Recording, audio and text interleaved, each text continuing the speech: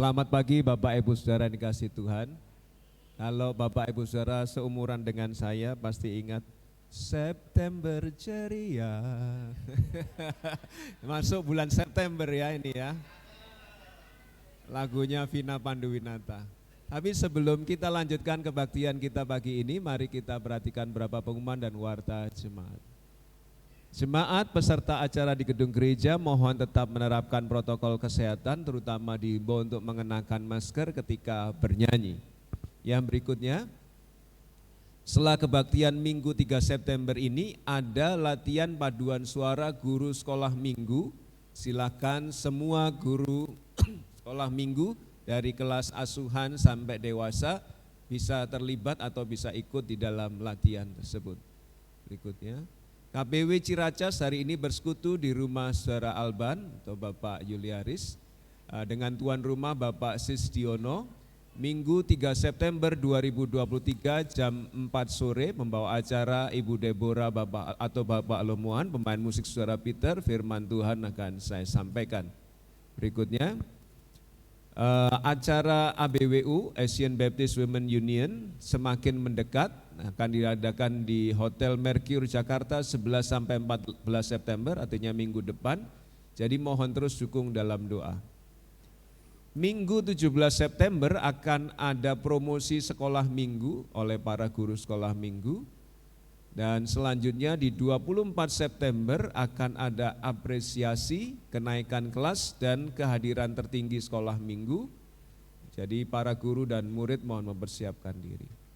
Gereja Baptis Indonesia Cibubur ada 3 kantong persembahan, maksudnya ada merah itu untuk persembahan perpuluhan, emas itu untuk pembangunan gedung, lalu biru itu untuk TPW Namotrasi. Ya, mari kita akan mendukungnya. Terserah Bapak Ibu Saudara memberikan yang mana, semua diberi persembahan boleh juga ya, terserah tuntunan Roh Kudus di dalam hati Bapak Ibu Saudara. Demikian juga sebagaimana yang kita sepakati minggu lalu dalam rapat urusan gereja, Panitia Natal berharap lembar janji iman dana Natal dapat dikembalikan hari ini ke Bu Ike Sari atau Bu Krisnawati Bu Ina. Silakan salah satu. Ya. 9. Persembahan persepuluhan Bapak Ibu Saudara bisa ditransfer ke nomor rekening BCA atas nama Krisnawati 8770859027. Akan dilaporkan di WhatsApp grup gereja. Jika ada koreksi mohon memberitahu gembala sidang, termasuk janji iman Natal dengan kode belakangnya 25, misalnya 1 juta, angka terakhirnya 25 gitu ya, untuk Natal ya. Yang berikutnya, data kehadiran minggu lalu kebaktian doa Rabu 23 Agustus di gedung gereja 34, secara online 21, WBI Cibubur hari Sabtu yang lalu 11 orang, sekolah minggu yang lalu 70 orang, kebaktian minggu lalu 89, jadi dari sekolah minggu ke kebaktian tambah 19 orang ya. KPW Namotrasi tanggal 22 itu hari Selasa 14 orang, kebaktian doa hari Kamis 12 orang, sekolah minggu yang lalu 25, kebaktian anak 12, kebaktian minggu 40, WBI hari minggu yang lalu 14 orang di Namotrasi. Petugas kebaktian hari ini, saya akan menyampaikan firman Tuhan, membawa acara Bapak Diki Yosua Setiawan, pemain musik Saudara John Lee, Saudara Rafael, Bapak Setio Aji, slide Saudari Venesia Kristi Amorgea, OBS Saudara Antoni Halim. Yang berikutnya, sound system Bapak Purnomo, persembahan Saudara Boy Zai, Saudara Titan, penerima tamu Ibu Tursini, Ibu Tini, keamanan Bapak Sugeng Rianto. Tolong mempersiapkan diri petugas hari Rabu 6 September, renungan Pendeta Aryo Basuki, pembawa acara Saudara Sevanya Tristan, pemain musik Saudari Wilhelmina Binasti, slide Saudari Angel Brilian Leonardo, OBS Saudara Aaron Kristo, operator sound system Bapak Edi Sulistiono. Pembuka acara minggu depan untuk sekolah minggu, Ibu Lita Andriani diiringi pemain musik Saudara John Lee Ondang. Kebaktian minggu depan 10 September, Bapak Rudi Patmanto membawa acara, pemain musik Saudari Wina, Saudara Peter, Saudara Putra, Saudara Damas, slide Saudara John Lee, ondang, OBS Bapak Sony ondang, sound system Bapak Setio Aji Wicaksono, persembahan Bapak Teguh, Ibu Dorotea, penerima tamu Bapak Sujud Prasetyo, Ibu Ria Kurniasih, keamanan Bapak Dandung Murdianto. Dari mimbar saya mengucapkan selamat ulang tahun, ini hari Selasa, Saudara Sevanya Tristan. Lalu hari Kamis, Saudara Baptias Eka Purvita atau Mbak Vita. Berikutnya Saudari Joen Damaris Nainggolan hari Jumat. Lalu hari Sabtu Bapak Diki Yosua Setiawan. Ya, tadi Mas Titan, Mbak Vita, Mbak Joen, Pak Diki, selamat ulang tahun, Tuhan memberkati ya. Bapak Ibu Saudara bisa menyampaikan lewat WhatsApp grup gereja atau melalui ketika bertemu orangnya secara langsung. Mari kita masuki kebaktian pagi ini dengan khidmat, nikmati dan rasakan hadirat Tuhan. Selamat berbakti, Tuhan memberkati.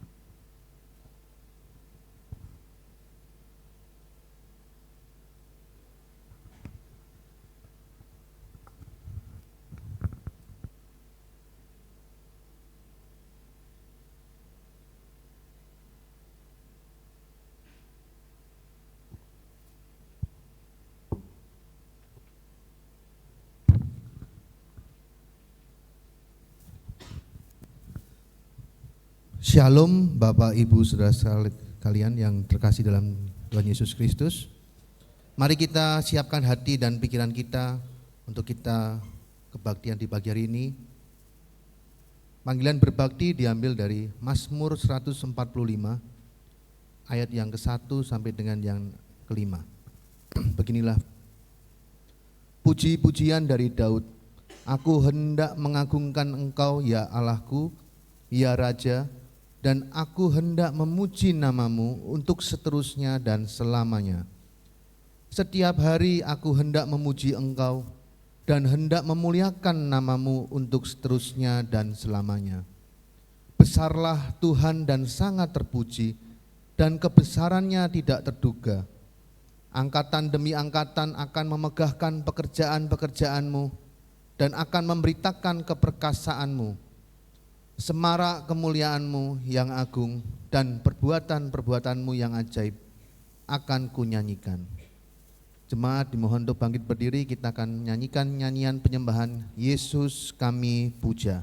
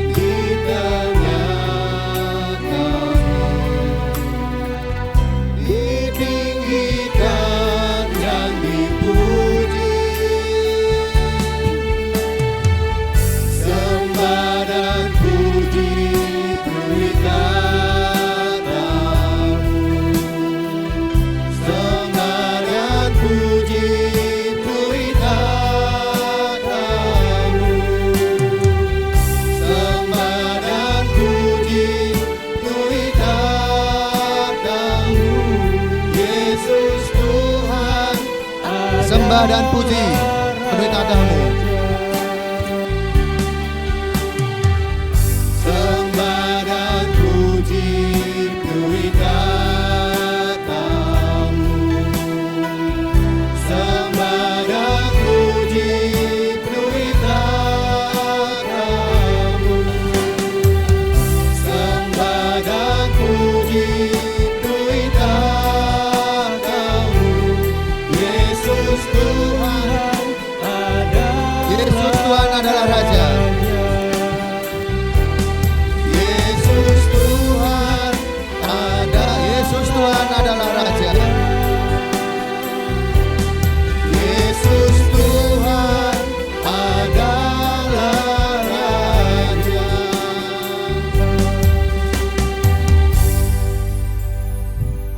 Mari kita sama-sama berdoa, doa pembukaan. Tuhan Allah Bapa kami yang ada di surga, mengucap syukur Tuhan kami, memuji dan menyembah Engkau Tuhan, karena Engkau adalah Raja Tuhan, Engkau adalah Tuhan kami satu-satunya dalam kehidupan kami Tuhan. Tuhan Yesus, di pagi hari ini kami mau Engkau turut hadir Tuhan. Biarlah dalam ibadah kami di pagi hari ini dari awal pertengahan hingga akhir, Engkau memberkati kami. Setiap anak-anak-Mu yang ada di ruangan ini Tuhan, Engkau kuduskanlah pikiran dan hati agar kami terfokus hanya untuk penyembahan kami kepada-Mu saja Tuhan. Berkati juga saudara-saudara kami seiman yang belum hadir di pagi hari ini Tuhan. Kami ingin Engkau juga memberkati mereka. Bagi saudara seiman kami yang sedang undur diri, yang lagi lemah iman Tuhan, Engkau berkati mereka seperti Engkau memberkati kami juga Tuhan. Agar di kemudian hari Tuhan, Engkau dapat menggerakkan hati mereka yang sedang lemah, letih, lesu Tuhan, untuk datang bersekutu bersama kami di tempat ini Tuhan. Tuhan Yesus, penyembahan kami Engkau memberkati kami dari petugas yang ada di pagi hari ini. Biarlah Engkau memberkati kami yang melayani juga Tuhan. Khususnya hamba-Mu Bapak Pendeta Aryo Basuki dalam menyampaikan kebenaran firman-Mu Tuhan. Tuhan Yesus, kami mau menyerahkan seluruhnya rangkaian kegiatan kami di hari ini Tuhan. Hanya di dalam nama-Mu Tuhan kami telah berdoa dan mengucap syukur. Amin. Kita tetap berdiri dan kita akan menyanyikan lagu Tuhan Yesus Baik dengan bertepuk tangan, dan kita akan semangat dalam menyanyikan lagu Tuhan Yesus Baik. Mari kita menyanyikan.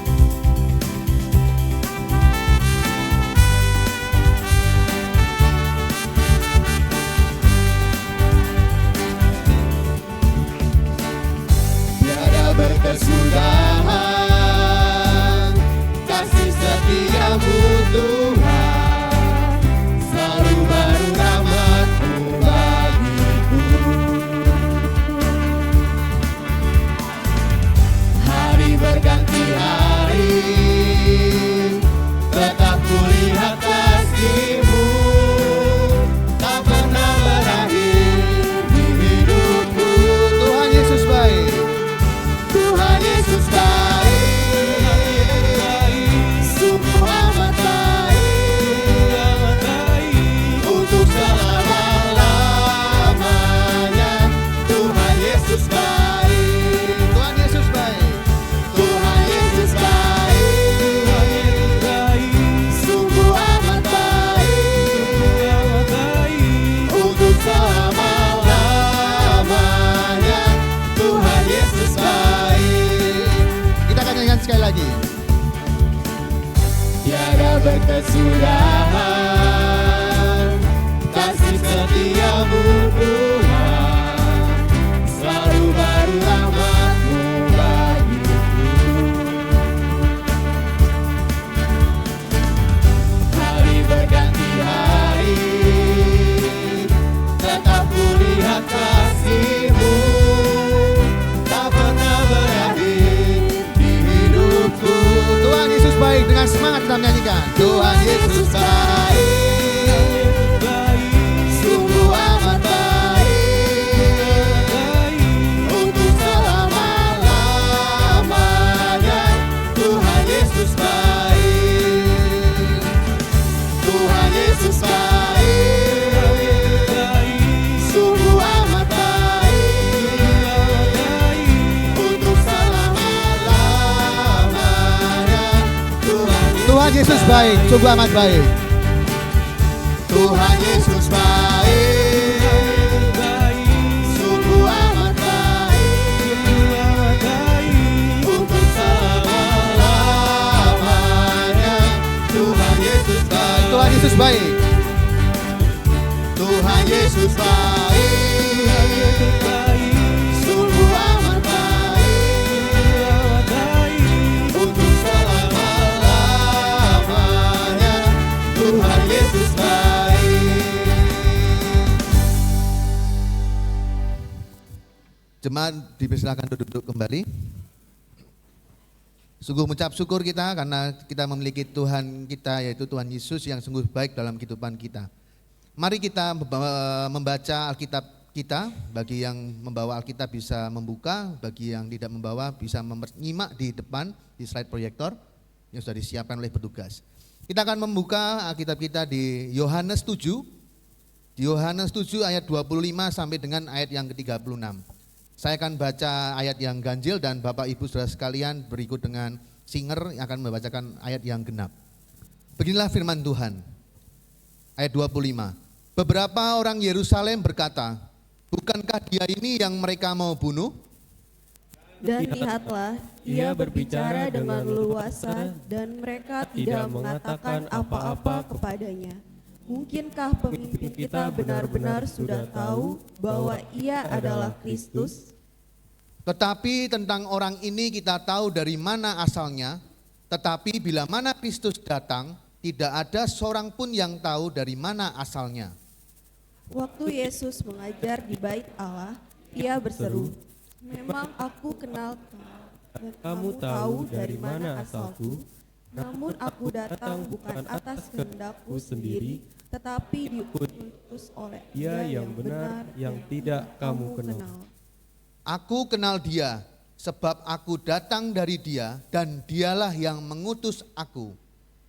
Mereka berusaha menangkap dia, tetapi tidak ada seorang pun yang menyentuh dia, sebab saat yang belum tiba.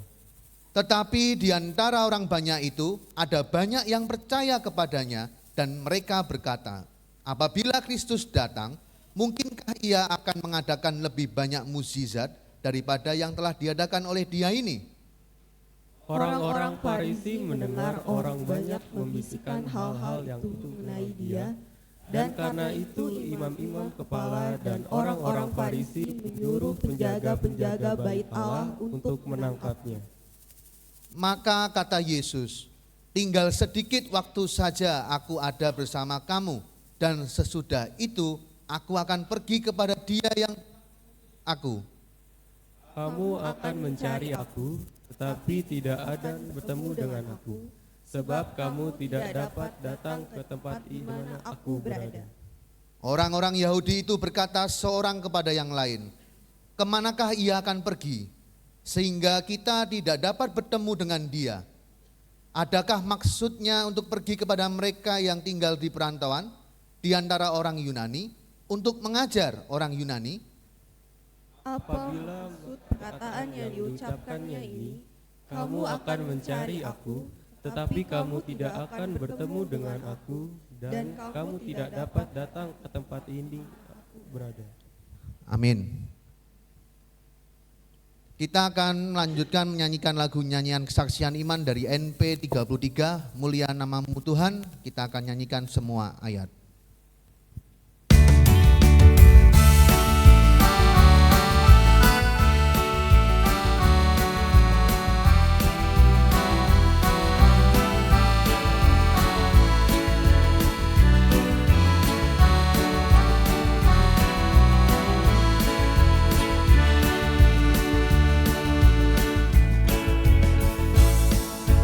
Juru selamat yang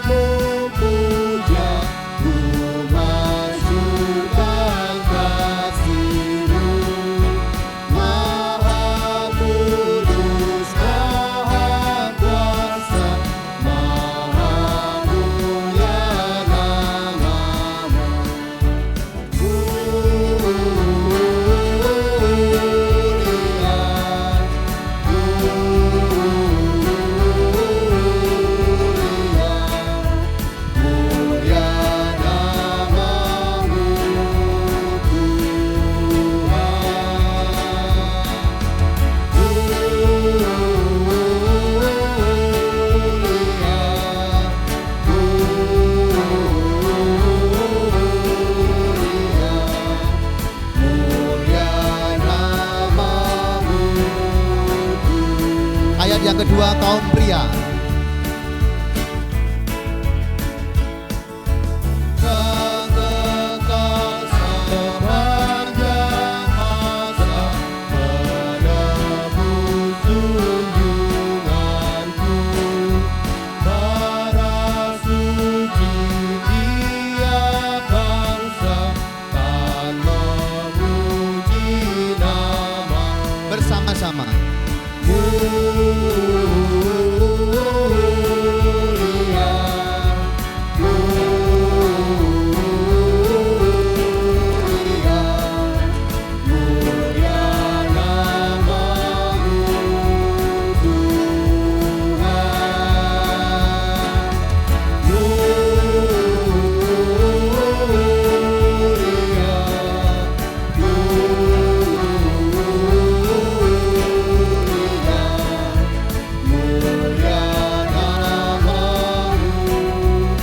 Ayat yang ketiga kaum wanita.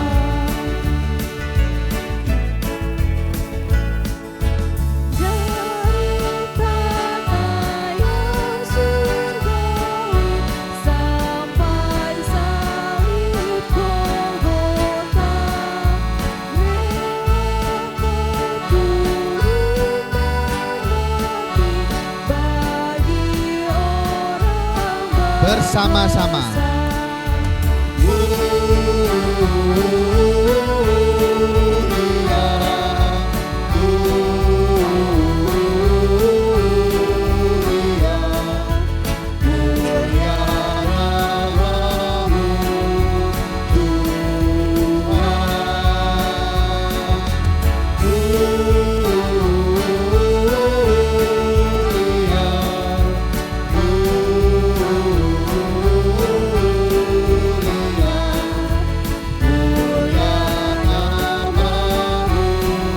Ayat yang keempat bersama-sama.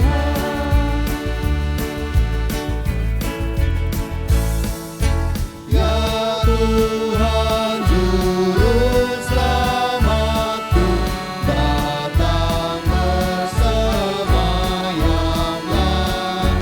Pimpinlah kerajaanmu sampai selama-lamanya.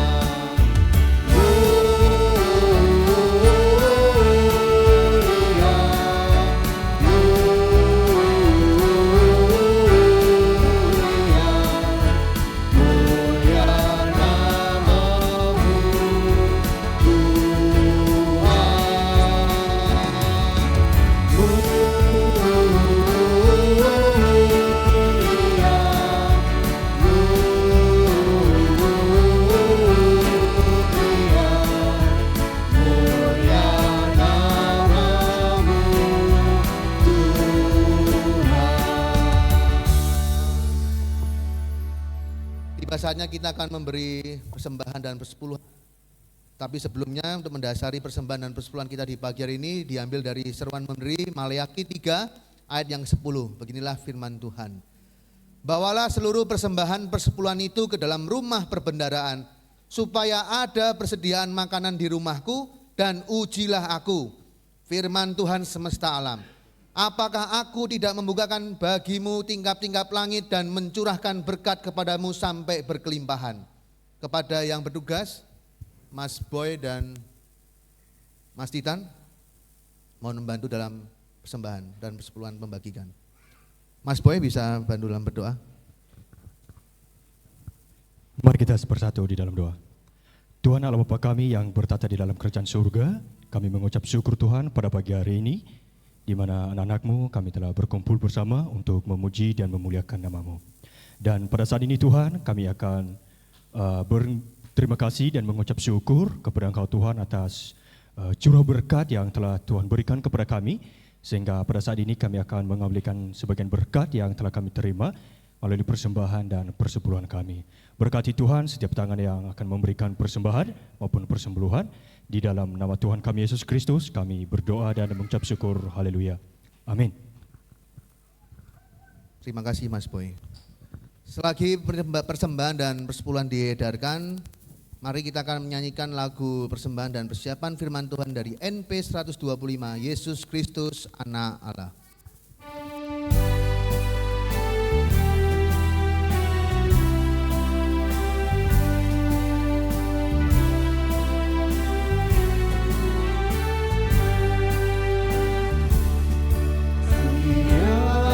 Siapapun yang percaya Yesus Kristus Allah berasal daripadanya yang kasih adanya.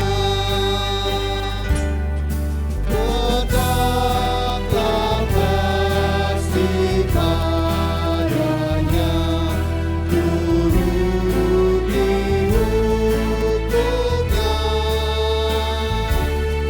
katakan beratlah hukumnya, ringanlah adanya. Ayat yang kedua.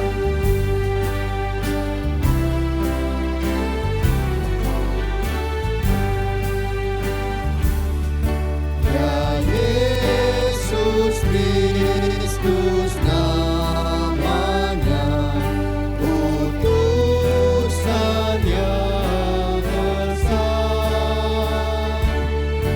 dengan air dan darahlah ke dunia datangnya. Sabda firman dan rohnya menjadi saksinya. Ketiganya yang di surga, yang satu adanya. Ayat yang ketiga.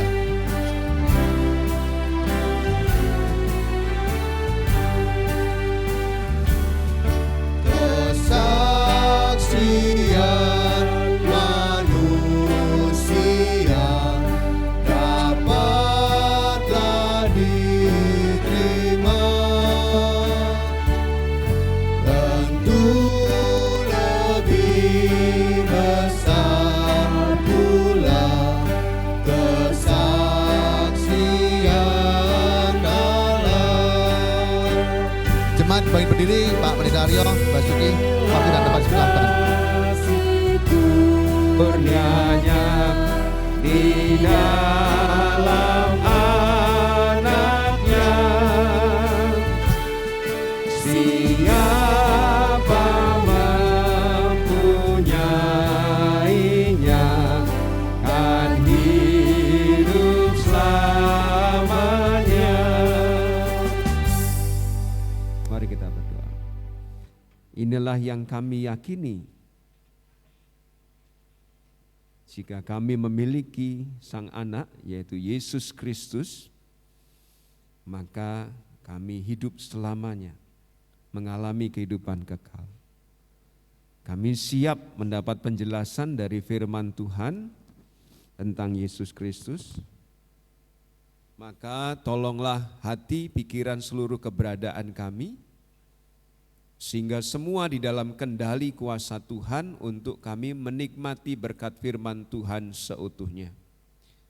Ruangan ini, ruangan di sekitar kami, teristimewa ruangan hati pikiran kami, sungguh-sungguh steril, siap untuk menikmati, mendapat taburan benih firman Tuhan, sehingga firman-Mu bertumbuh, berbuah di dalam kehidupan kami, menjadi pedoman dan pelita terang di dalam kehidupan kami. Berkuasalah atas hamba-Mu yang menyampaikan dan seluruh jemaat-Mu yang memperhatikan. Di dalam nama Tuhan kami Yesus Kristus, kami mohon pimpinan. Haleluya, amin. Silakan duduk kembali Bapak Ibu Saudara. Terima kasih pembawa acara, pemain musik yang sudah menolong kita memuji, memuliakan nama Tuhan. Sebelum saya menyampaikan firman Tuhan, Ini ada yang baru masuk namanya ke saya. Baru pertama kali berbakti bersama kita.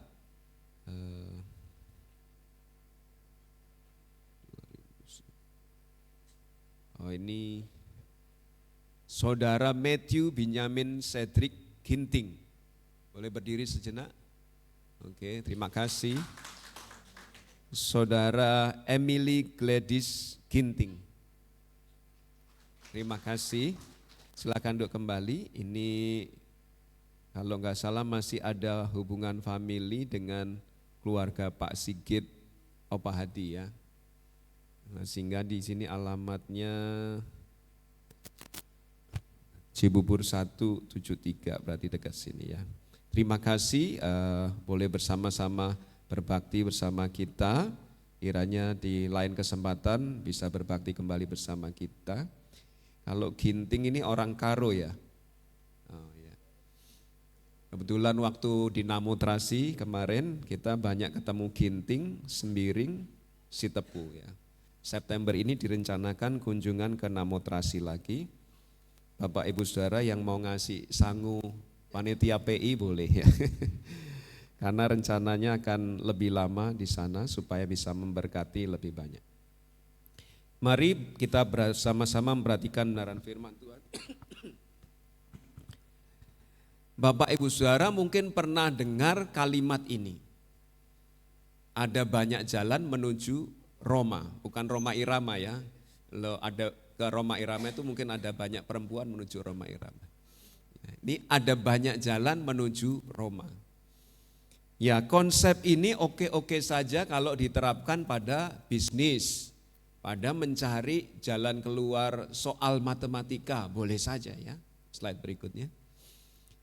Pada bisnis atau soal matematika tidak jadi masalah, tapi dalam konteks agama dan keselamatan akan jadi membingungkan. Loh kok bisa Pak Pendeta? Ada banyak jalan menuju Roma kok malah membingungkan. Membingungkan karena apa? Jadinya semua keyakinan bisa menuntun kita menuju surga. Sehingga kita bingung, saya harus pilih yang mana nih? Ya kan semua menuntun ke surga. Silakan aja pilih yang mana, semua pasti akan sampai ke surga. Tapi ini membuat penguasa alam semesta atau Allah yang menciptakan alam semesta ini nampak pelin-pelan. Misalnya nih, satu orang, Tuhan aku mau nyoba masuk surga dengan berbuat baik seumur hidupku. Oke, boleh. Loh Tuhan, orang itu enggak baik-baik amat, dia waktu kecil ya pernah nyuri mangga, waktu besar ya pernah menipu dan lain sebagainya, kok boleh masuk? Katanya harus berbuat baik. Kalau harus berbuat baik, baiknya seberapa Tuhan? 100 apa 1000 atau berapa? Ya pokoknya terserah mau baik seberapa, pokoknya boleh masuk surga. Lah kalau orang itu seumur hidupnya jahat lalu menjelang akhir hidupnya dia baru baik, enak aja Tuhan. Ini membuat Tuhan kelihatan pelin-pelan ya kalau semua boleh masuk surga terserah caranya apa saja. Karena enggak ada peraturan atau enggak ada sesuatu yang baku yang adil gitu. Ya, atau menjadi tidak adil ya, sehingga membuat kita juga bingung ya. Sehingga dalam konteks beragama atau keselamatan kalimat ada banyak jalan menuju Roma tidak bisa digunakan. Memang mungkin banyak jalan menuju Roma tapi hanya satu pintu menuju kerajaan di situ ya. Sehingga Matius 7:13 memberitahu kita, masuklah melalui pintu yang sesak itu, bukan yang banyak orang milih ya. Karena lebarlah pintu dan luaslah jalan yang menuju kepada kebinasaan dan banyak orang yang masuk melaluinya. Jadi pilihan mayoritas belum tentu benar. Pernah terjadi hampir seluruh dunia menganggap bahwa matahari, bulan, bintang itu mengelilingi bumi. Lalu kemudian ada seorang ahli menemukan alat teropong gitu. Melihat, oh enggak, salah itu. Padahal semua orang sudah yakin, bahkan kaum agama menganggap tata surya itu mengelilingi bumi. Tapi ahli itu karena dengan alatnya menemukan bahwa bukan bumilah yang mengelilingi matahari, pusat alam semesta adalah matahari. Sampai dia dikejar-kejar, hampir dianiaya dan lain sebagainya. Begitu dibuktikan, ada orang yang bisa membuktikan, akhirnya benar pendapat satu orang ini bahwa bumi termasuk elemen tata surya yang mengelilingi matahari.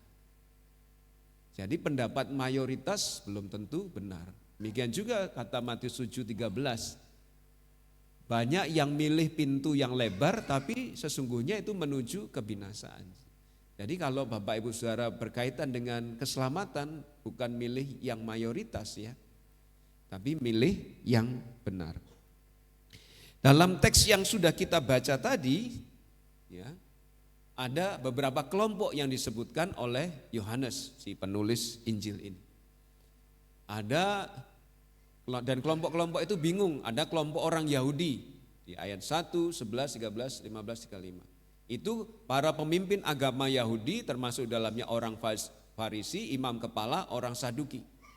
Mereka ini menganggap Yesus itu musuhnya, musuh bersama, sehingga slide berikutnya mereka bersatu untuk menangkap Yesus. Gimana caranya supaya bisa mengalahkan Yesus ya. Tapi di lain pihak mereka tahu bahwa banyak orang yang suka Yesus. Sehingga mau menangkap Yesus mereka mikir-mikir lagi. Wah ini kalau ditangkap banyak orang berpihak kepada dia, cari celahnya lah. Tapi mereka menganggap Yesus musuhnya. Ada kelompok yang lebih besar lagi disebut oleh Yohanes orang banyak. Ini termasuk peziarah, orang yang berkunjung dari orang Yahudi dari daerah lain bahkan dari negara lain berkunjung untuk mengikuti hari raya Pondok Daun itu. Dari seluruh Israel bahkan negara lain, orang banyak. Tapi orang banyak ini enggak sadar kalau para pemimpin agama Yahudi itu mau membunuh Yesus. Sehingga ketika Yesus memberitahu di yang kita sudah pelajari minggu lalu, ketika Yesus memberitahu kalian hendak membunuh saya. Orang banyak ini yang enggak tahu berkata, kamu kerasukan setan Yesus, mana ada yang mau membunuh kamu. Tapi Yesus sudah tahu bahwa para pemimpin agama tadi yang kelompok orang Yahudi tadi ingin membunuh Yesus. Slide berikutnya, ada kelompok penduduk Yerusalem. Menurut ayat 25-27, beberapa orang Yerusalem berkata, bukankah dia ini yang mereka mau bunuh? Ya, katanya mau dibunuh, tapi ayat 26, dan lihatlah Yesus berbicara dengan leluasa dan mereka tidak mengatakan apa-apa kepadanya, enggak melarang, enggak mencegah, enggak menghentikan. Mungkinkah pemimpin kita, para kelompok Yahudi, pemimpin agama Yahudi, benar-benar sudah tahu bahwa ia adalah Kristus sehingga Kristus tidak ditangkap? Tetapi tentang orang ini kita tahu dari mana asalnya, dari Nazaret, anaknya tukang kayu bernama Yusuf, ibunya bernama Maria. Ya. Keluarganya kita kenal dan lain sebagainya. Enggak mungkin dia Mesias, enggak mungkin dia Kristus. Ya, tidak ada seorang pun yang tahu dari mana asal. Ya. Jadi penduduk yang masuk kategori penduduk Yerusalem ini justru bingung. Kok kalau dia mengajar pengajaran yang sesat, kok pemimpin agamanya enggak menangkap? Katanya mau dibunuh kok enggak segera ditangkap, malah dia Yesus bebas berbicara, mengajar di Bait Allah secara leluasa. Karena mereka sudah punya pandangan yang keliru tentang asal Yesus. Enggak mungkin Mesias dari Galilea itu. Padahal mereka di lain pihak sudah tahu kalau ada info bahwa Yesus lahir dari Bethlehem. Ya, sudah dijanjikan di perjanjian lama juga bahwa yang Mesias dijanjikan itu lahir di Bethlehem. Tapi mereka enggak bisa menghubungkan antara info yang satu dengan info yang lain menjadi sebuah fakta yang membuat mereka percaya bahwa Yesus Mesias. Sehingga akhirnya karena mereka taunya Yesus anak tukang kayu dari Nazaret dan lain sebagainya, taunya cuma itu dan enggak bisa menghubungkan informasi, ini bukan Mesias ini. Meskipun para pemimpin agama kita enggak mencegah dia, ini bukan Mesias. Itu ya. Akhirnya Yesus tidak dianggap sebagai Mesias. Ya. Jadi kesan keseluruhan dari teks kita yang sudah kita baca tadi, banyak orang bingung siapa Yesus. Ya. Tapi di lain pihak Yohanes pasal 20-31 yang sering saya bacakan untuk Bapak Ibu Saudara, Yohanes menulis Injil ini supaya kita yang membacanya menjadi percaya bahwa Yesus adalah Mesias, anak Allah yang hidup. Dan kalau kita percaya kepadanya, kita memiliki hidup di dalam namanya. Seperti lagu yang baru saja kita nyanyikan di 125 tadi, NB 125. Tapi mereka masih bingung ya. Mereka masih bingung, tetapi Yohanes ingin meyakinkan kepada kita, percayalah kepada Mesias itu, Yesus anak Allah itu. Sehingga meskipun ada banyak pendapat yang membingungkan tentang jati diri Yesus, nasib kekal kita itu bergantung kepada iman kita terhadap kebenaran tentang Yesus. Kalau kita hidup di dunia ini 70 tahun, 80 tahun, kemarin kita kehilangan satu anggota gereja lagi yang berpulang, usianya 67 tahun ya, ibu dari saudari Liana. Ya, sudah dimakamkan hari Rabu kemarin. Manusia paling 60, 70, 80, kalau masih kuat 100. Tapi waktu di dunia sementara. Setelah di dunia itu yang lebih lama. Di neraka selama-lamanya, di surga juga selama-lamanya. Kalau kita beriman kepada Yesus, kita akan mempunyai hidup, dan hidup itu hidup yang kekal selama-lamanya di surga. Sehingga Yohanes ingin meyakinkan, percayalah kepada Yesus, Mesias anak Allah yang hidup itu.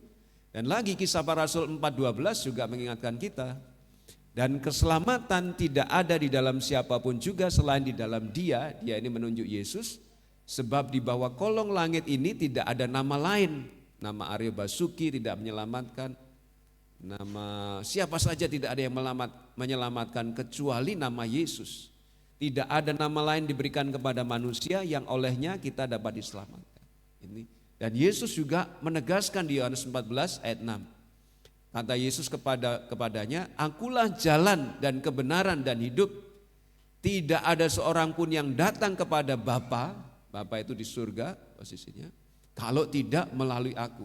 Jadi ini menunjukkan bahwa jalan itu eksklusif. Meskipun kata orang banyak jalan menuju Roma, tapi hanya satu pintu untuk masuk surga, yaitu Yesus. Ya. Tidak ada seorang pun yang bisa datang kepada Bapa kalau tidak melalui pintu itu, Yesus itu. Meskipun ada banyak jalan menuju ke Roma. Ya.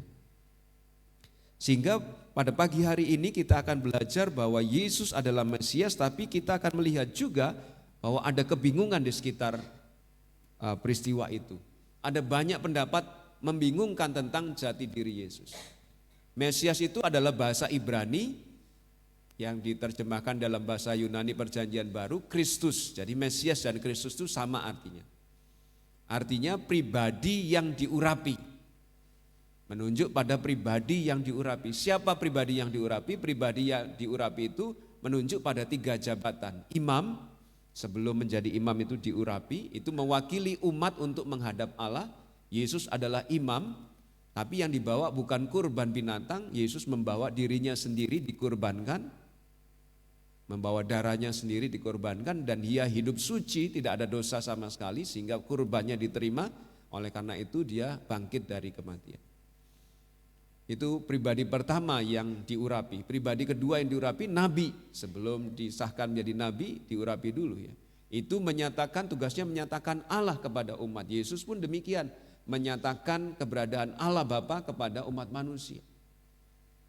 Pribadi yang ketiga yang diurapi tidak saja imam, nabi, tapi juga raja, memimpin umat Allah. Yesus suatu saat nanti akan memimpin umat Allah, memimpin dunia ini, dia menjadi raja.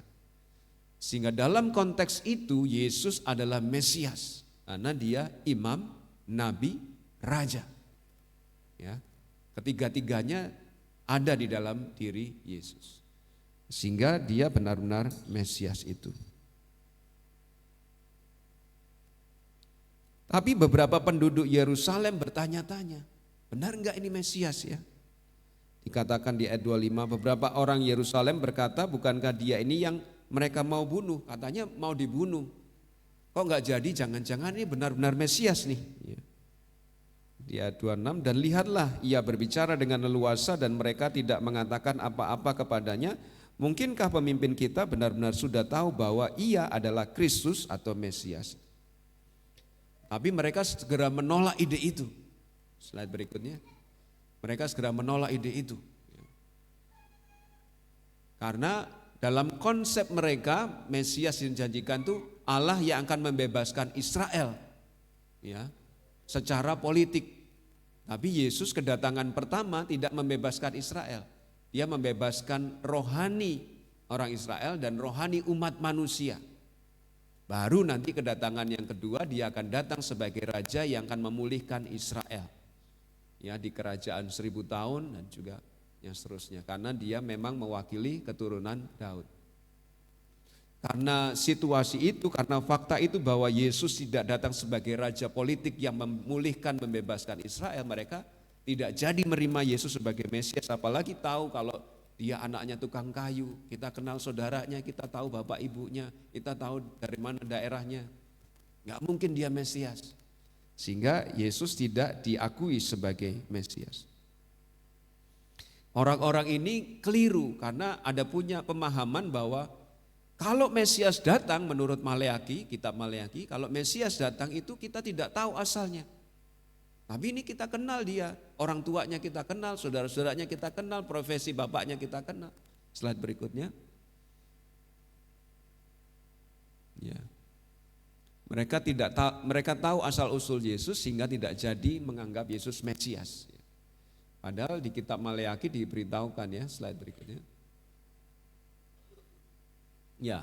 Orang-orang ini mengira bahwa Mesias akan tiba-tiba muncul tanpa pemberitahuan sebelumnya dengan kejadian yang dramatis di dalam seperti yang disampaikan di kitab Maleaki 3 ayat 1. Lihat, aku menyuruh utusanku supaya ia mempersiapkan jalan di hadapanku, dengan mendadak Tuhan yang kamu cari itu akan masuk ke baitnya. Malaikat perjanjian yang kamu kehendaki itu sesungguhnya ia datang, firman Tuhan semesta alam. Sebenarnya Maleaki 3 ayat 1 ini sudah dipenuhi Yesus ketika dia membersihkan bait Allah. Tapi orang-orang enggak ngeh, selalu memikirkan ini anak Yusuf, ini anak Maria, ini anak tukang kayu, enggak mungkin Mesias. Sehingga Yesus tetap tidak dipercaya sebagai Mesias, meskipun sebenarnya dia Mesias, ya.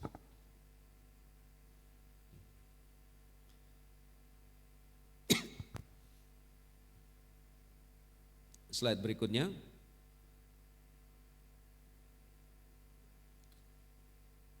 Ya, ini sudah saya jelaskan tadi. Jadi Yesus dianggap bukan Mesias, ya, slide berikutnya. Tapi kita tahu dari pelajaran atau yang sudah kita bahas minggu lalu di Yohanes 7:12, ada yang mengatakan, wah ini orang baik, tapi ada yang berkata ini menyesatkan, sehingga sudah ada kebingungan pada waktu itu. Jadi orang baik apa orang menyesatkan? Kalau baik nggak mungkin menyesatkan lah. Tapi ada yang mengira kamu kerasukan setan menuduh kami mau membunuh. Padahal memang Yesus tahu kalau ada yang akan membunuh dia. Ya. Sehingga pendapat-pendapat itu membingungkan banyak orang. Slide berikutnya. Tapi tokoh utama di balik kebingungan ini adalah iblis. Dan itu disebarkan tidak saja pada zaman Yesus, setelah Yesus pun masih disebarkan. Ada sebuah teori Arius, ya, yang mengajarkan bahwa Yesus adalah ciptaan yang terbesar tapi bukan Allah. Dia ciptaan tapi karena menurut kepada Allah akhirnya menjadi sama dengan Allah, menjadi Allah yang lain juga. Teorinya Arius. Tetapi kemudian ditentang oleh banyak tokoh agama pada waktu itu, tidak diakui. Tapi anehnya, ya, ini karyanya iblis, ya. Meskipun pada waktu itu sudah dikalahkan oleh konsili oleh guru yang lain, Athanasius, ya. Tapi teori Arius ini masih dibawa sampai sekarang oleh kelompok, ada yang tahu? Saksi Yehova, ya, slide berikutnya. Masa kini masih ada, padahal itu dimunculkan di abad-abad pertama kekristenan, ya, sampai sekarang masih ada yang membawa, yaitu saksi. Atau pengajaran lain yang masuk di dalam kekristenan, ya, saksi Yehova maupun Mormon di Indonesia dianggap masuk kelompok agama Kristen. Itu gerejanya termasuk besar. Kalau Bapak Ibu Saudara pernah ke daerah Gunung Sahari, lihat tuh gereja orang suci zaman akhir. Ya. Itu gereja Mormon. Mereka mengajarkan Yesus itu sama saja dengan kita semua ciptaan. Tapi karena dia nurut kepada Allah Bapa, ya, rela dipimpin oleh Roh Kudus, ya, akhirnya dia dijadikan Allah. Gitu ya. Nah ini ditambah lagi yang terakhir kemarin, teori seorang dokter itu, Dr. ES, Yesus itu bukan Allah. Ya. Ini bawaan dari ajaran itu, tapi tokoh di balik itu semua adalah iblis. Ya, karena tidak ingin kita percaya kepada Yesus. Sehingga ajaran yang begitu berusaha dijaga, dipelihara. Mormon ini banyak juga pengikutnya di Amerika. Di Indonesia mungkin juga sudah banyak ya. Karena rata-rata gedung gerejanya bagus, besar gitu ya. Tapi hati-hati Bapak Ibu Saudara ya. Apalagi si Dr. ES ini kalau nggak salah pengikutnya lebih dari 5.000 ya. Gabungan Gereja Baptis Indonesia saja seluruh Indonesia 50.000. Kalau Dr. ES saja tunggal, bukan gabungan Gereja Baptis, itu bisa memimpin 5.000, berarti pengikutnya lebih banyak. Dan dia mengajarkan Yesus bukan Allah.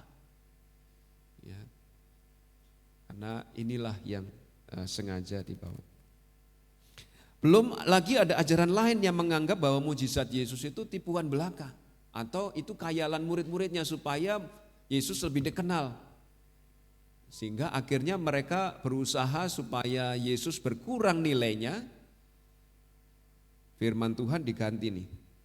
Ini yang kata-katanya Yesus yang cetakannya merah. Pernah enggak kalau Bapak Ibu Saudara beli yang Alkitab bahasa Inggris, kata-katanya Yesus warna merah, yang bukan kata-katanya Yesus warna hitam atau biru. Itu seolah-olah hendak merendahkan nilainya Yesus atau sedang membuktikan nih omongan Yesus enggak ada pernah mujizat nih. Ini omongan murid-muridnya, itu khayalan murid-muridnya kalau Yesus mengadakan mujizat. Tapi sebenarnya enggak pernah ada mujizat.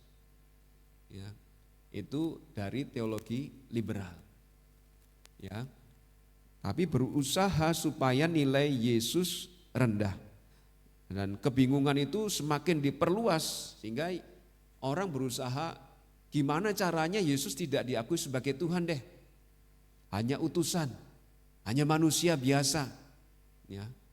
Itu selalu diupayakan ya. Kalaupun ya udah kita bikin supaya Yesus dianggap sebagai guru yang baik saja, tapi bukan Tuhan. Kalau guru yang baik semua terima, tapi kalau Tuhan belum tentu semua terima. Guru yang baik, tapi kalau guru yang baik itu berkata kepada saudara, saya Tuhan, saya juru selamat, hanya lewat saya bisa sampai ke surga. Kalau dia berbohong masa dia baik? Enggak mungkin dia baik. Jadi kontradiksi menyebut dia baik, kalau dia menyampaikan kebohongan enggak mungkin ya. Jadi kalau percaya dia baik, berarti tidak mungkin dia menyampaikan kebohongan. Intinya mereka tidak benar-benar meneliti Injil, kalaupun meneliti Injil untuk mencari salahnya, mencari celahnya supaya Yesus bisa direndahkan nilainya. Dan Yesus sendiri memperingatkan tentang akhir zaman di Matius 23, 24. Pada waktu itu jika orang berkata kepada kamu, lihat Mesias ada di sini atau Mesias ada di sana, jangan kamu percaya. Sebab Mesias-Mesias palsu dan nabi-nabi palsu akan muncul dan mereka akan mengadakan tanda-tanda yang dahsyat dan mujizat-mujizat sehingga sekiranya mungkin mereka menyesatkan orang-orang pilihan juga. Jadi kalau ada kebaktian KKR, penyembuhan dan lain sebagainya, jangan mudah percaya ya. Jangan mudah percaya karena bahkan Mesias dan nabi palsu akan menggunakan itu untuk menyesatkan orang pilihan juga. Kita percaya kepada Alkitab ini sudah titik ya. Enggak usah tambah-tambahan yang di luar sana. Ya. Sehingga Bapak Ibu Saudara sebagaimana mungkin yang dipelajari di kelas sekolah minggu hari ini, bagi kita harus rajin belajar Alkitab, lewat sekolah minggu, lewat belajar Alkitab secara pribadi, lewat KPW, lewat persekutuan-persekutuan. Harus rajin belajar Alkitab untuk benar-benar paham tentang Yesus Kristus sehingga tidak mudah terombang-ambing angin ajaran yang menyesatkan tentang Yesus. Di sana ada yang bisa menyembuhkan loh, bahkan bisa membangkitkan orang dari kematian. Mungkin ya, saya tidak tahu apa yang akan terjadi di masa yang akan datang. Tapi bisa jadi itu ditiru-tiru sehingga akhirnya kita tergoda. Wah iya, jangan-jangan Mesias itu. Tapi tidak sama dengan Alkitab. Saudara patut curiga ya. Sehingga kita harus rajin belajar Alkitab. Termasuk yang katanya gelar doktor ternyata bisa membawa kita pada pengajaran yang berbeda dari Alkitab. Itu ada banyak pendapat yang membingungkan. Tapi yang kedua, kita harus mempercayai kebenaran Alkitab tentang jati diri Yesus. Slide berikutnya. Slide berikutnya. Iya. Yohanes 7, 28, 29. Waktu Yesus mengajar di bait Allah, ia berseru, memang aku kamu kenal dan kamu tahu dari mana asalku. Namun aku datang bukan atas kehendakku sendiri, tetapi aku diutus oleh Dia yang benar, yang tidak kamu kenal. 29. Aku kenal Dia sebab aku datang dari Dia dan Dialah yang mengutus aku. Kembali ke 28 tadi, ya. Itu kata berseru itu Yesus seperti berteriak. Dia waktu itu mengajar di bait Allah. Entah gimana dia kok bisa tahu ada orang-orang yang membicarakan dia, ya. Entah dia memang benar-benar mendengar atau memang dia menggunakan kemahatauannya untuk tahu bahwa ada orang-orang yang sedang bingung tentang siapa Yesus. Sehingga dia berseru, memang aku kamu kenal, kamu tahu dari mana asalku, namun aku datang bukan atas kehendakku sendiri, tapi aku diutus oleh Dia yang benar, yang tidak kamu kenal. Ya, jadi dia pingin semua orang mendengarnya.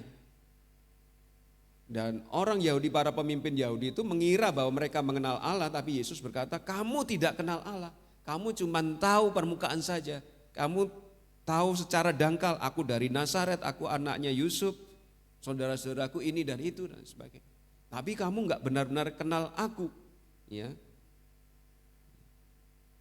Sehingga ketika dia menyatakan kamu kenal aku itu, slide berikutnya, sebenarnya dia menyampaikan, slide berikutnya, secara ironi. Slide berikutnya, sindiran.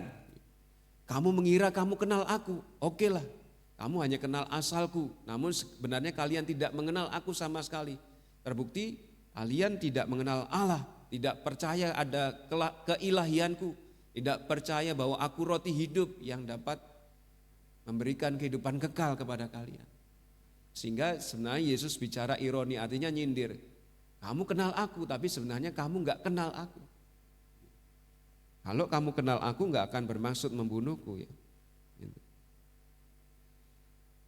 Untuk mengenal Yesus dengan benar, kita harus memahami dan mempercayai kesaksian Yesus yang ada di Alkitab. Sumber kita Alkitab. Bukan kata dokter itu, bukan kata dokter, tapi Alkitab. Ketika kita membukanya berdasarkan Alkitab, kita cek apakah kesaksian Yesus memang demikian. Dan di ayat 28-29 tadi, Yesus bersaksi bahwa Dia tidak datang atas kemauannya sendiri, tetapi diutus oleh Allah Bapa.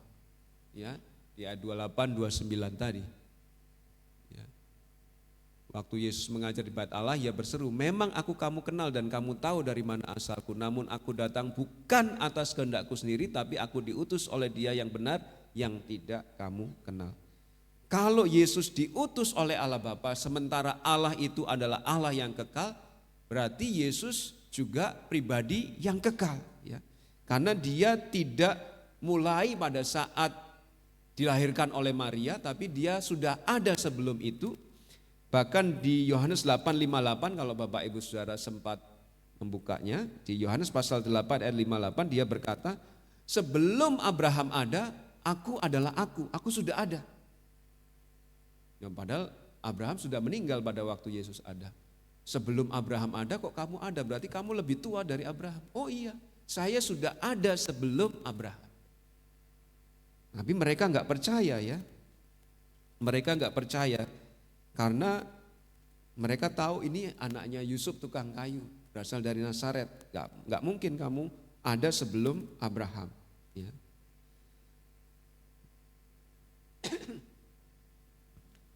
Ya, sehingga karena Yesus diutus oleh Allah yang kekal, maka dia juga pribadi yang kekal. Bahkan di dalam Yohanes 17 ayat 5 dia berdoa, oleh sebab itu ya Bapa, permuliakan aku padamu sendiri dengan kemuliaan yang kumiliki di hadiratmu sebelum dunia ada. Sebelum dunia ada, Yesus sudah ada dan dia sudah memiliki kemuliaan bersama Allah Bapa. Bahkan di Yohanes 1 ayat 1, pada mulanya adalah firman, dan firman itu bersama-sama dengan Allah, dan firman itu adalah Allah. Yesus adalah Tuhan yang kekal meskipun dia menjelma menjadi manusia. Ini bertentangan dengan ajaran Arius tadi, atau saksi Yehova tadi, atau Mormon tadi. Ya. Meskipun Yesus menjelma menjadi manusia, dia tetap 100% Allah. Lalu mengambil rupa seorang hamba menjadi manusia, dia 100% manusia. Meskipun otak kita tidak mampu memahami, tapi itulah yang terjadi. Ya. Tidak saja Yesus itu kekal, ya, karena dia diutus oleh Allah Bapa, Yesus berarti bekerja di bawah otoritas penuh Allah. Ya, dikatakan dia tidak datang atas kehendaknya sendiri, dia tidak mengarang cerita sendiri. Ya, tetapi dia berasal dari Allah dan melakukan pengajaran, menyampaikan ajaran yang berasal dari Allah. Ya. Ajaranku bukanlah milikku, melainkan Dia yang mengutus aku. Yesus berkata di Yohanes 5 ayat 19, aku berkata kepadamu, sesungguhnya anak tidak dapat berbuat apapun atas dirinya sendiri kecuali ia melihat Bapa melakukannya, karena apapun yang dilakukan Bapa, hal-hal tersebut juga dilakukan anak. Ya. Sehingga karena dia diutus Allah Bapa, dia kekal. Karena dia diutus Allah Bapa, dia bekerja sesuai otoritas dari Allah Bapa. Ini belum sampai ke sini, balik lagi. Ya, ini di bawah otoritas penuh Allah Bapa. Karena dia diutus Allah, dia juga berada di bawah perlindungan Allah. Tadi kita baca ada orang-orang yang disuruh menangkap Yesus, tapi karena belum waktunya menurut Allah Bapa, nggak bisa, nggak ketangkap Yesus. Demikian juga kita kalau memberitakan Injil, karena kita disertai Allah Bapa, kalau belum waktunya kita mati, belum waktunya kita tertangkap, nggak akan tertangkap. Kalau mati ataupun tertangkap, itu berarti memang Tuhan menghendaki, Allah menghendaki demikian. Dan bagi Yesus pun diatur demikian, belum waktunya dia mati di kayu salib, ditangkap, mati di kayu salib, ya tidak akan ditangkap meskipun ada banyak orang yang mau menangkapnya. Ya, itu artinya diutus, dia bekerja di bawah otoritas Allah, dia juga berada di bawah perlindungan Allah. Tidak saja dia diutus Allah, tapi dia juga bersaksi bahwa dia mengenal Allah Bapa. Ya, meskipun sebagian besar pendengar tidak mengenal Allah Bapa, dia mengenal Allah Bapa secara unik karena dia satu dengan Allah Bapa, dia bersama-sama dengan Allah Bapa sejak kekekalan di surga, sehingga dia bisa secara khusus, spesial, unik menyatakan Bapa kepada kita karena dia pernah tinggal bersama-sama dengan Allah. Pada mulanya adalah firman, dan firman itu bersama-sama dengan Allah, dan firman itu adalah Allah. Sehingga ketika dia menyatakan diri kepada kita, dia bisa menyatakan Allah Bapa kepada kita. Ya. Sehingga sebagaimana dikatakan Yohanes 1:18, tidak seorang pun pernah melihat Allah, tetapi anak tunggal Allah yaitu Yesus yang ada di pangkuan Bapa, dialah yang menyatakannya kepada kita. Nah, kalau kita mau hidup kekal, kita harus mengenal Allah Bapa. Slide berikutnya. Slide berikutnya. Inilah hidup yang kekal itu, yaitu bahwa mereka mengenal Engkau Allah Bapa, satu-satunya Allah yang benar, dan mengenal Yesus Kristus yang telah Engkau utus. Ini doanya Yesus. Semua telah diserahkan kepadaku oleh Bapakku, dan tidak ada seorang pun yang tahu siapa anak selain Bapa, dan siapakah Bapa selain anak, dan orang yang kepadanya anak itu berkenan menyatakan hal itu. Jadi kalau kita paham Allah Bapa, itu karena Yesus menyatakannya kepada kita. Sehingga satu-satunya cara kita dapat mengenal Allah Bapa dan mengenal Allah Bapa itu adalah hidup kekal, maka kita harus mengenal Yesus. Ya, dan Yesuslah yang kemudian menyatakan Allah Bapa kepada kita.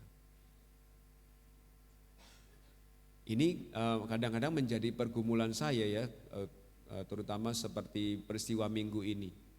Minggu ini itu memimpin kebaktian penghiburan, kebaktian tutup peti, kebaktian pemakaman. Nyiapin 3 renungan, ya. Lalu menyiapkan renungan minggu. Tuhan, saya kering, nggak punya ide mau khotbah apa, saya nggak bikin khotbah yang sama. Nggak bikin kasih renungan yang sama. Kalau engkau izinkan, saya minta engkau menyatakan kehendakmu, pikiranmu, hatimu kepada saya. Ya. Itu kita minta kepada Allah Bapa di dalam nama Yesus, karena hanya melalui Yesus kita bisa memahami kehendak Allah. Ya, puji Tuhan ya. Meskipun itu bukan perkara yang mudah, menyiapkan renungan untuk penghiburan 1, tutup peti, pemakaman, tapi Allah berkenan menyatakannya kepada saya. Ya, sehingga bisa saya harap menjadi berkat ya bagi siapapun, termasuk keluarga yang berduka. Tapi kalau kita mau mengenal Allah Bapa, ya kita harus mengenal Yesus Kristus. Slide berikutnya. Sehingga mintalah Yesus untuk mengungkapkan Bapa kepada kita agar kita dapat mengenal lebih, mengenal Allah lebih dalam lagi. Mengenal Allah lebih dalam lagi.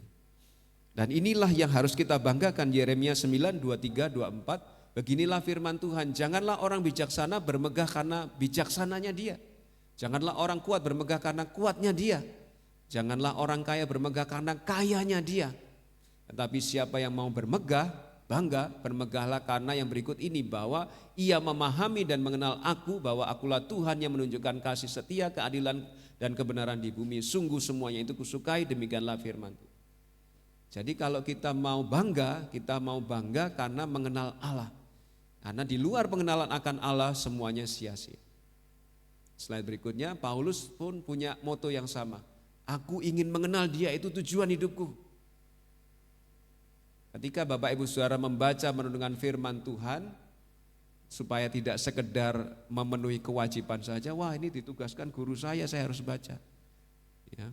Mintalah Tuhan menyatakan dirinya kepada kita supaya kita makin mengenal Tuhan.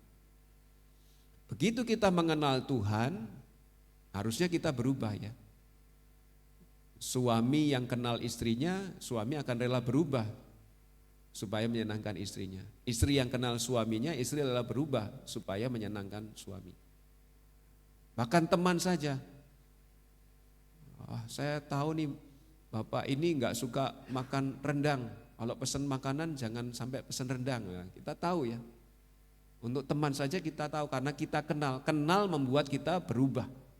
Kalau kita kenal Tuhan, kita akan berubah sesuai kehendak Tuhan. Slide berikutnya. Mengenal Allah akan mengubah kita sehingga kita menjadi lebih serupa dengan Tuhan, dan itu mempengaruhi hubungan lain ya, karena buah roh muncul di dalam hidup kita. Kasih, sukacita, damai sejahtera, kebaikan, kemurahan. Ya. Kelemah lembutan, penguasaan diri itu akan muncul kalau kita mengenal Tuhan, sungguh-sungguh mengenal Tuhan, minta Tuhan menyatakan dan kita rela berubah sesuai kehendak. Jangan sudah lama jadi orang Kristen, iya sih ke gereja setahun 52 kali, tapi hidupnya nggak berubah, sama aja. Yang miras ya miras terus, ya. Yang main judi terus, ya. Nggak ada yang berubah. Mengenal Tuhan pasti akan berubah dari hidupnya. Akan justru muncul buah roh, Galatia 5, 22, 23. Slide berikutnya, semakin kita baik mengenal Tuhan, semakin kita efektif menjadi saksinya, bisa menceritakan kasih Tuhan kepada orang lain, karena kita sudah mengalami kasih Tuhan. Semakin mudah memberitakan kehebatan, keagungan Tuhan kepada orang lain. Ya, karena sudah mengalami dan merasakannya. Disuruh kesaksian itu enggak bingung. Kesaksian baik pemberitaan Injil maupun kesaksian pada saudara seiman karena sudah mengalami kebaikan Tuhan. Slide berikutnya.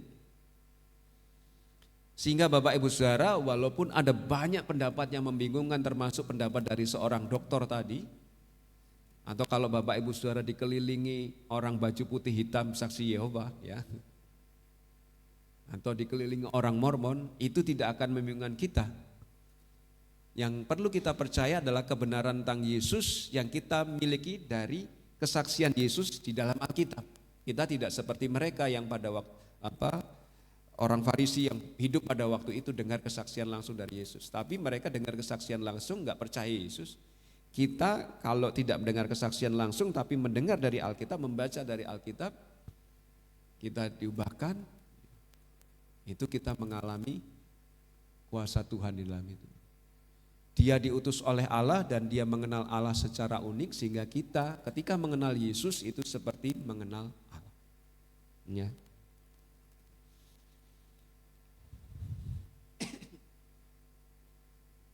Ya, jadi Bapak Ibu Saudara yang dikasihi Tuhan, mari kita sungguh-sungguh mengenal Yesus sebagai Mesias, sebagaimana yang dinyatakan di dalam Alkitab.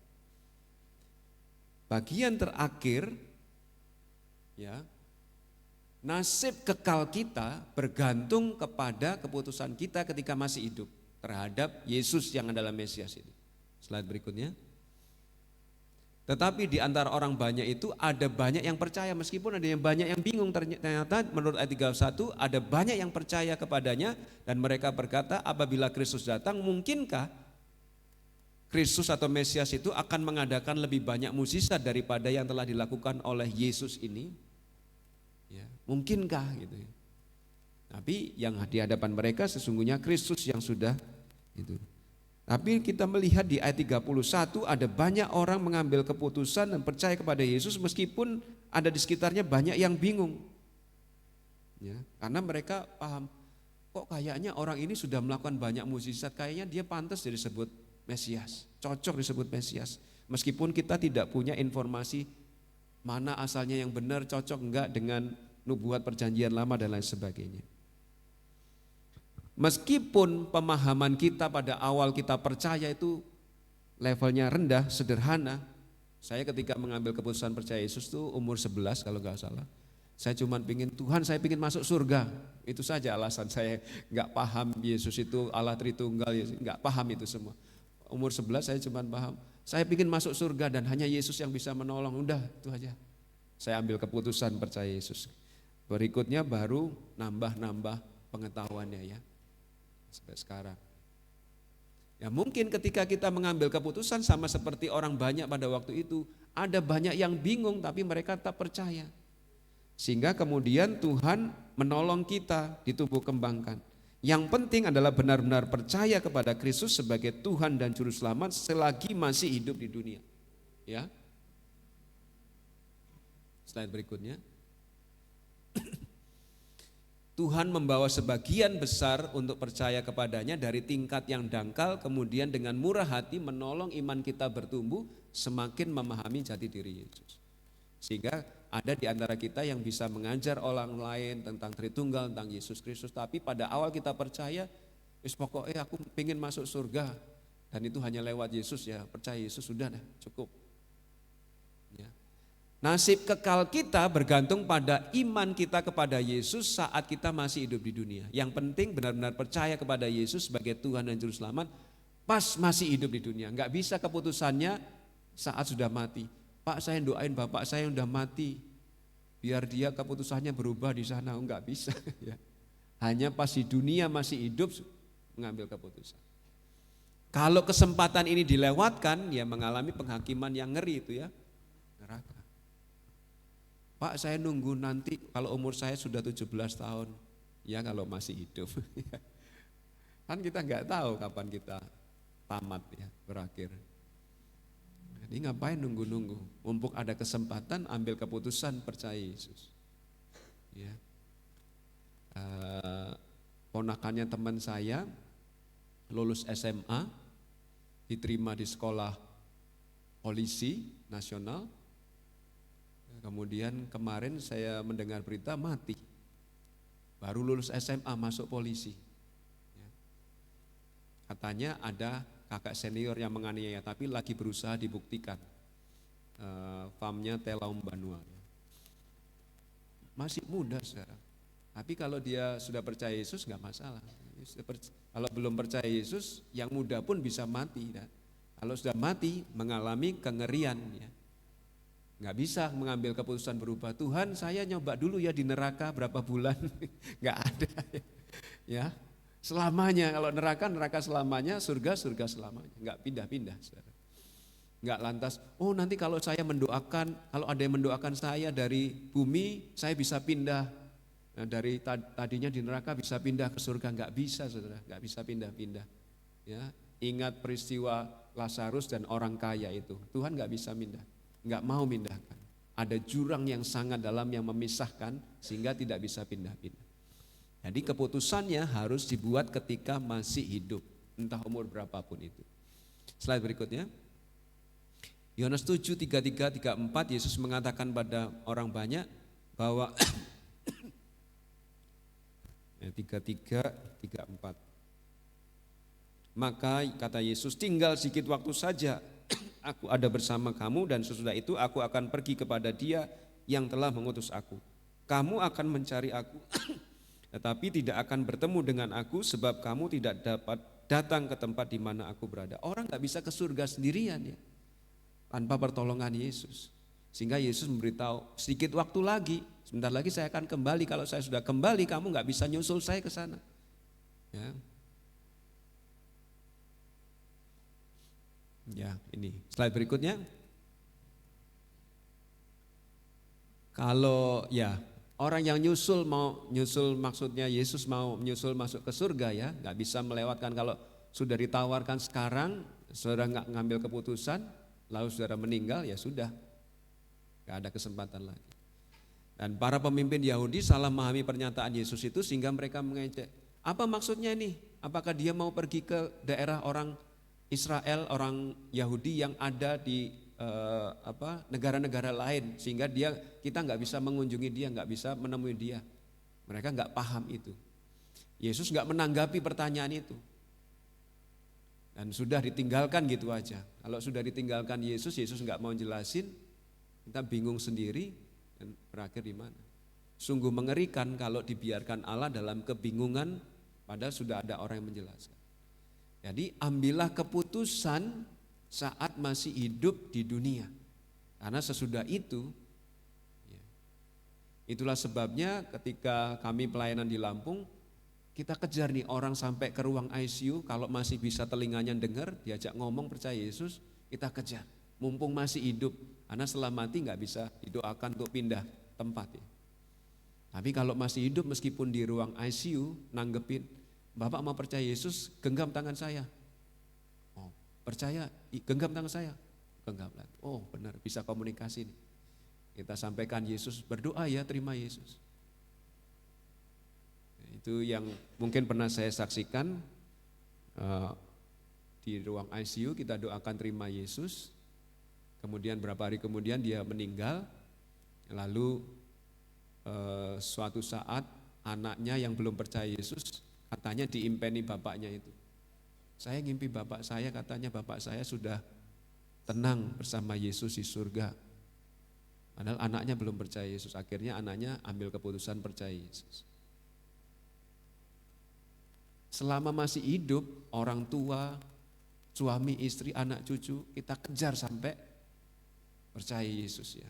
Kalau sudah mati, tidak ada kesempatan. Slide berikutnya.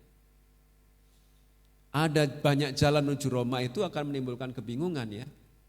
Karena orang boleh mengambil jalan mana saja yang nanti bisa selamat kok diterima di surga. Tapi enggak bisa demikian ya. Tuhan seperti tidak adil, Tuhan seperti pelin-pelan ya.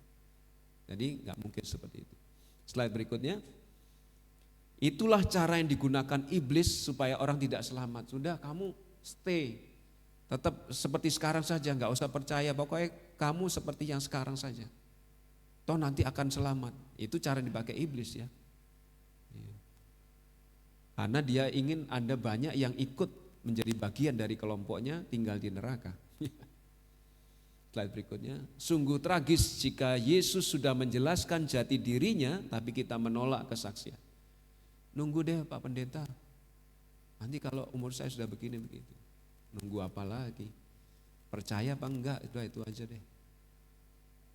Nah, 2 Korintus 6 ayat 2 berkata, sebab Allah berfirman, pada waktu aku berkenan aku akan mendengarkan engkau, dan pada hari aku menyelamatkan aku akan menolong engkau. Sesungguhnya waktu ini adalah waktu perkenanan itu, sesungguhnya hari ini adalah hari penyelamatan itu. Jangan tunda lagi, jangan lewatkan. Kesempatan untuk percaya kepada Kristus sebagai Tuhan dan Juru Selamat hari ini. Kita enggak tahu 10 menit ke depan apa yang terjadi dalam hidup. Pak, saya sudah percaya beriman kepada Yesus, puji Tuhan. Sekarang tugas tanggung jawab kita adalah mengenal Yesus semakin dalam, supaya makin kita menyerupai Yesus, buah roh timbul di dalam hidup kita. Yesus itu adalah Mesias karena dia diutus ke dunia oleh Allah Bapa. Dia kekal di bawah otoritas Allah dan di bawah perlindungan Allah. Yesus adalah Mesias karena dia mengenal Allah Bapa.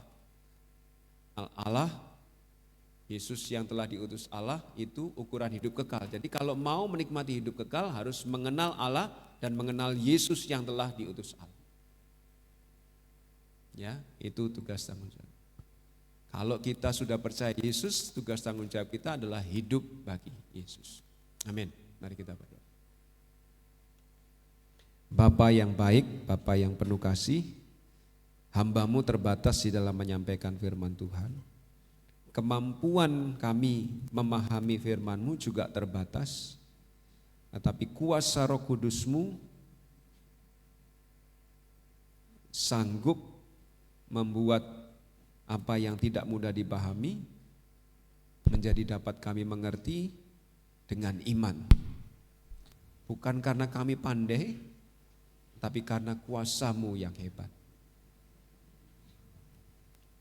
Tuhan, jika ada di antara kami yang belum mengambil keputusan terhadap Yesus, berkaryalah supaya mereka atas kemauannya sendiri, sukacita dan sukarela, beriman kepada Yesus selagi masih ada kesempatan hidup. Kami berdoa untuk mereka yang sudah percaya kepada Yesus, tapi mundur dari imannya. Raihlah mereka, rebutlah mereka. Kalau kami dipakai menjadi alat-Mu untuk menjangkau mereka, pakailah kami itu. Sama seperti Yunus menyelamatkan orang-orang Niniwe, pakailah kami. Tapi Engkau pasti sanggup membawa mereka kembali kepada dekapan kasih-Mu, sehingga mengalami kasih-Mu dan hidup kekal bersama Bapa di surga. Tolonglah kami yang sudah beriman kepada Yesus untuk semakin suka mengenal Yesus, agar kami menjadi semakin serupa dengan Yesus dan hidup kami menampilkan buah roh itu.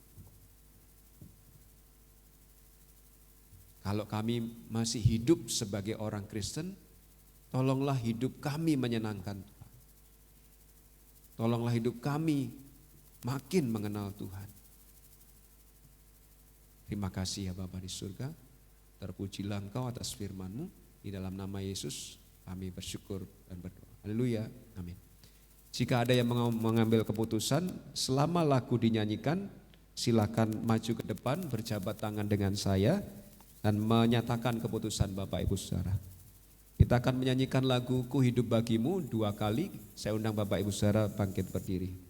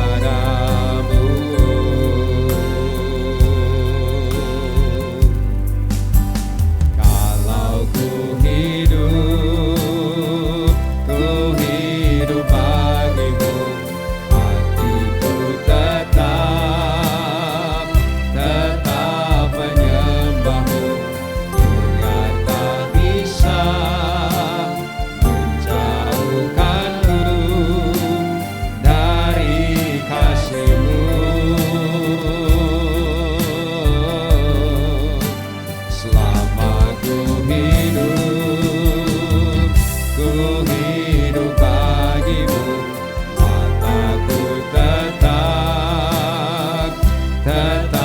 memandangmu. Dunia tak bisa menjauhkanku dari kasih-Mu. Jika ada yang mau ambil keputusan, silahkan maju ke depan. Yesus, Kau kebenaran yang menyelamatkanku. Kau memberikanku hidup dan pengharapan.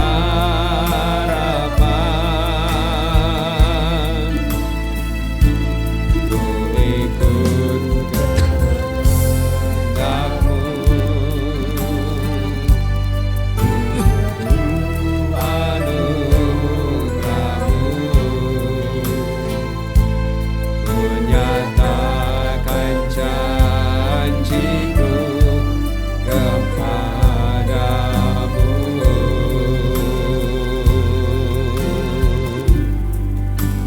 Kalau ku hidup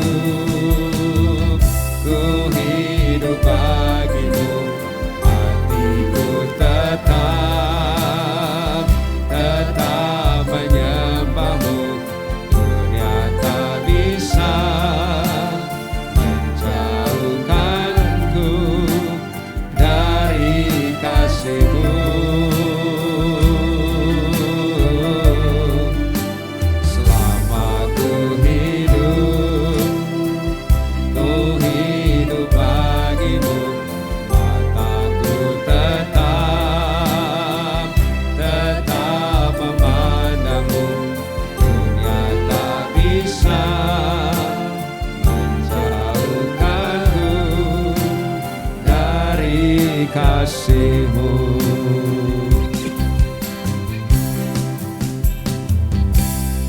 Inilah tekad kami, Tuhan. Kalau kami hidup dan kami adalah orang percaya, maka biarlah hidup kami tetap menyembah Allah Bapa di dalam Yesus Kristus, tetap memandang Allah Bapa di dalam Yesus Kristus, dan kami yakini tidak ada yang dapat memisahkan kami dari kasih Allah Bapa.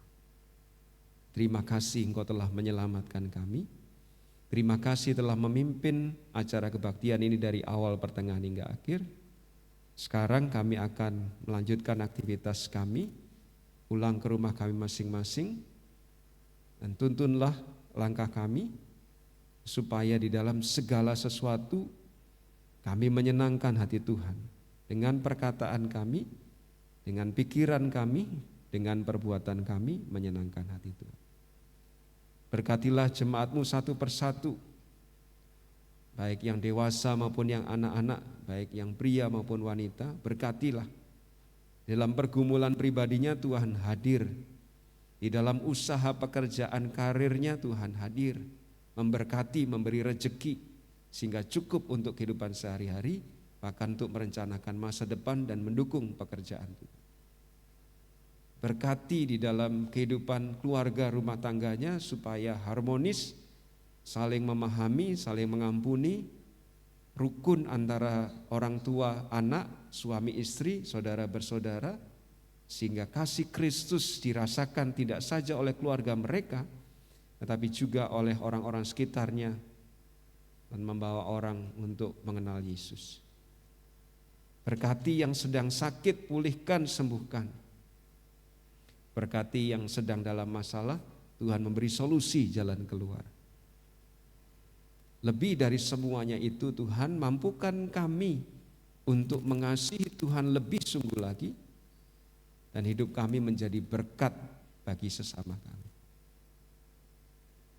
Terima kasih ya Tuhan. Tuntunlah langkah kami sampai ke tempat tujuan kami masing-masing dalam keadaan baik dan selamat, mengerjakan tugas tanggung jawab yang Tuhan percayakan kepada kami dengan kekuatan, pertolongan, perlindungan dari Tuhan. Saudaraku yang terkasih, kiranya kasih yang dari Allah Bapa, anugerah yang dari Yesus Kristus, hadirat persekutuan di dalam Roh Kudus menyertai saudara semuanya mulai saat ini sampai Maranatha, Tuhan Yesus datang menjemput orang percaya. Di dalam nama Yesus yang penuh kuasa kami bersyukur dan berdoa. Haleluya. Amin. Selamat hari Minggu, Tuhan memberkati. Tuhan Allah beserta engkau.